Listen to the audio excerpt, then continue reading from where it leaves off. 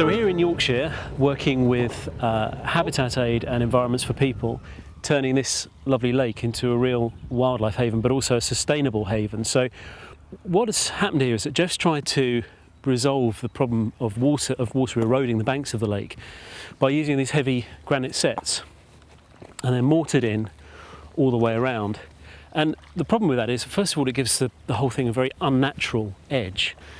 And the other thing is, it just doesn't work because water does its own thing. It hits a solid object, it immediately wants to try and find a way around it. So the water's going up and underneath these granite sets and then pulling them away from the bank. So it's failing. The Coir roll does two things. First of all, it's like a shock absorber. You know, that isn't solid, so the water isn't going to try and get round it. It will actually just go up against it, and then the force of the water will just dissipate against this nice shock absorber. And the second thing is, because it's full of plants, so here you've got things like there's some willow herb there, that's Phragmites water reed.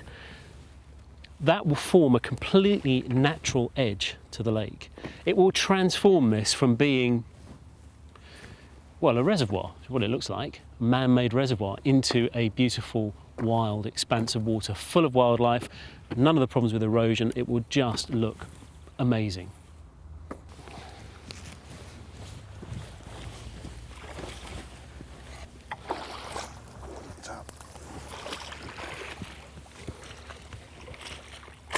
Just sink it up this way a little bit. Don't get too heavy. Backfill it a bit. So leave a bit of a gap where we can here. Yeah. And presumably the roots from this get down in no time. Straight away, yeah. Yeah. You come back in a couple of weeks and You can't pull it up. most likely because it's too heavy as well. Yeah. Yeah. But yes, They're bloody good, aren't they? they are. And for the price they are, they're exceptionally good. And, Which these will be up here this year, end of the summer. Will they? yeah.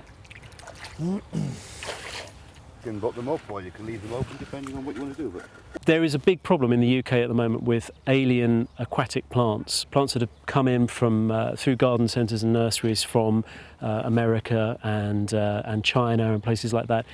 And unfortunately, they're planted in domestic ponds with the best intentions, but what happens is they then escape into the wild because they're very mobile. They only need to get into a drain or a stream or whatever, and away they go.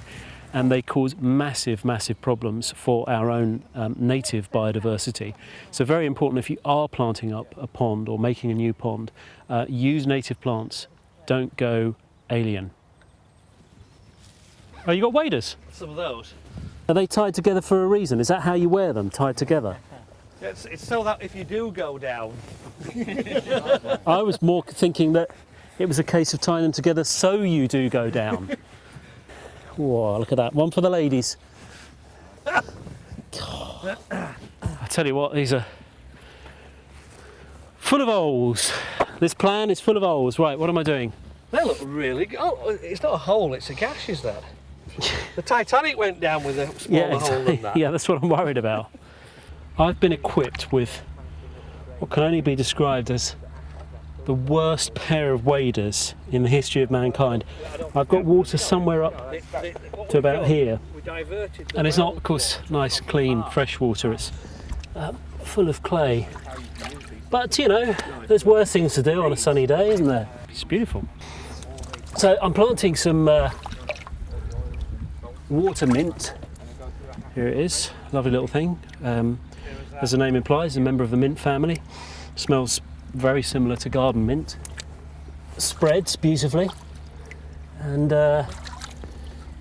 it's going to look lovely alongside this. This is water forget-me-not. Look at that, beautiful.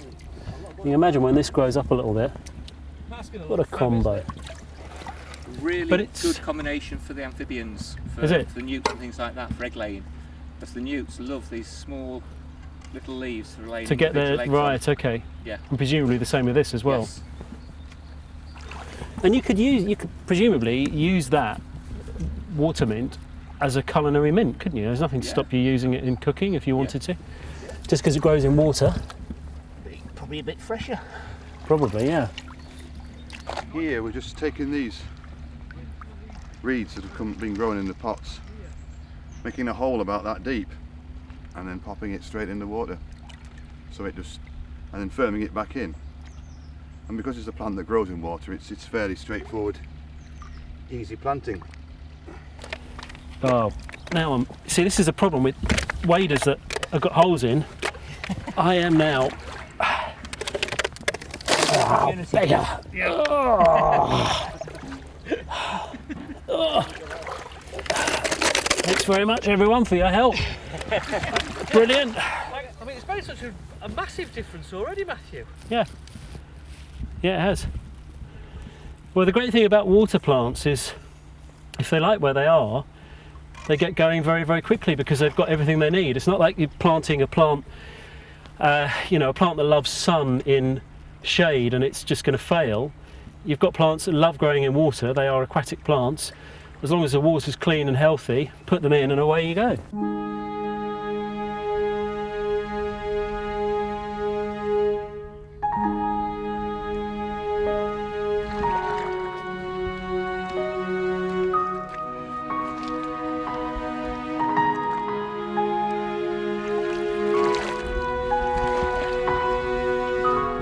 Well, we're seeing, the wildlife that's here and the wildlife that's passing will use this straight away. You've got this beautiful plant-rich habitat that is infinitely more appealing. This stuff, like heaven.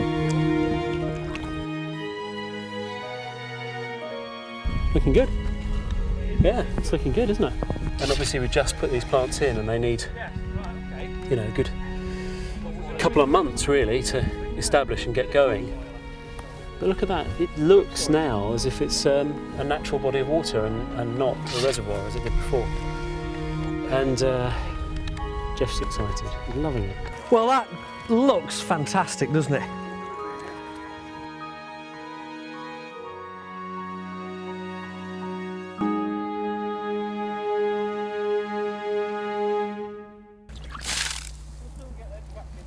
They're the worst waders in the world.